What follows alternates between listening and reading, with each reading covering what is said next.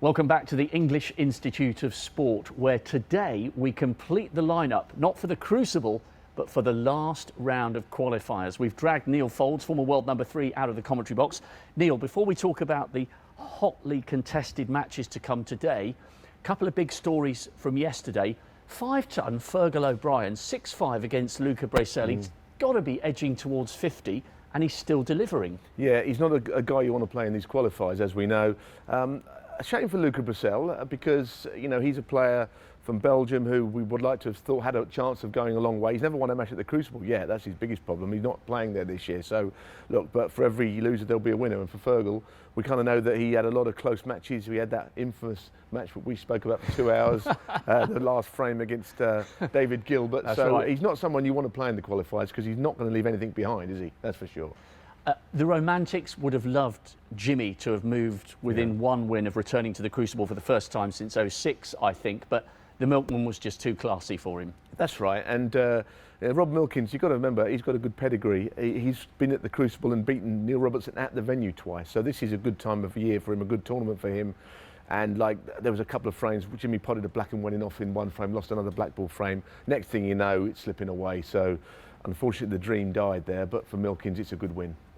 Now, the coverage on Eurosport has been fantastic. I was watching in the hotel room last night as I went through isolation before being cleared. Louis Heathcote played sensational snooker against Ali Carter. He did. Bearing in mind, you know, what was at stake and how close he now is to a debut at the Crucible, I thought it was nerveless snooker. The first 4 frames, he really was good. I knew that he could play. I know I'd heard a lot, and I've seen a couple of his matches. He hadn't done much, one last 32. But in there's a good player, and it came out last night in the first 4 frames. You know, Ali Carter's ever present since 2003 at the Crucible, never missed a year, and yesterday was his birthday, so he's had better birthdays than that. He's starting to claw his way back into the match, and now Heathcote plays McManus, who's been there plenty of times to get there, so there's a real contrast on judgment days. Yes, that is a mouth-watering match to come. Let's focus on a couple of the contests for this afternoon. Joe Perry against Jamie Clark.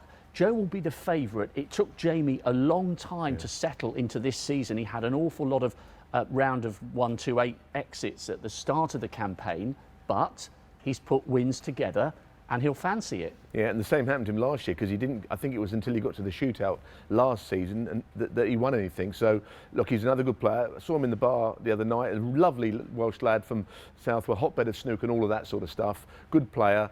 But in Joe, he's playing someone with a great pedigree as well. You know, he's been in the one-table setup at the Crucible. He's beaten Mark Selby when he was champion a couple of years ago. So that's a very tough game. But, you know, the fact that these matches are not best of 19, they're 11s, do kind of bring the players closer together, I think.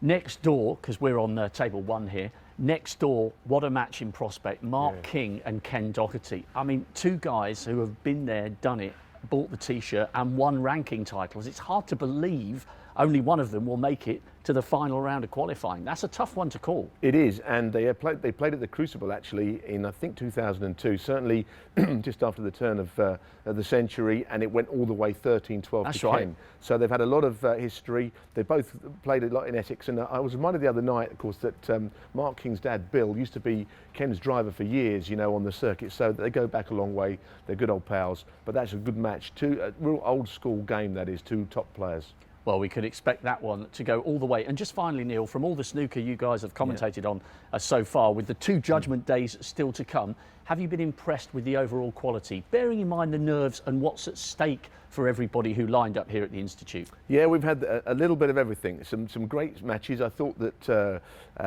Ersan Bakker was brilliant yesterday as well in his win against Gary Wilson. I thought he was good. There's been some real twitchy stuff going on as well. It's a funny environment. It's pretty eerie in here, isn't it? Let's be honest. There's not a lot of outside joy, but the matches are keeping us warm. And I think we've got some great stuff to come.